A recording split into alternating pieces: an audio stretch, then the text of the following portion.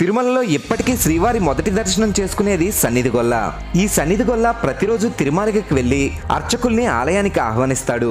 కుంచకోల వాయిస్తూ అర్చకులు సుప్రభాతాన్ని పఠిస్తూ ఆలయాన్ని తెరిచిన తర్వాత తెల్లవారుజామున 3:30 నుండి 3:45 వరకు ఆలయ శుద్ధి జరుగుతుంది. ఇందులో భాగంగా గత రాత్రి శ్రీవారికి చేసిన అలంకారాల్ని పూలమాలల్ని తీసి అక్కడే ఉన్న పూలబావిలో పడేస్తారు. ఆ తర్వాత అర్చకులు పురుష సూక్తాన్ని పఠిస్తూ పాలు, చందనం, పసుపు నీటితో మూలమూర్తిని అభిషేకించి మొదటగా పచ్చకర్పూరాన్ని శ్రీవారి గడ్డంపై అలంకరిస్తారు. అంతకుముందు అర్చకులు లోపలికి వెళ్లిన వెంటనే పవలించి ఉన్న భోగ శ్రీనివాసుడిని గర్భగుడిలోకి తీసుకువస్తారు. మూలమూర్తిని తిరిగి జీవస్థానానికి తీసుకురావడానికి భోగ శ్రీనివాసుడికి మూలమూర్తికి స్వర్ణ సూత్రాన్ని కలపడంతో భోగ శ్రీనివాసుడి నుండి ధ్రువబేరానికి శక్తి ప్రసరిస్తుంది.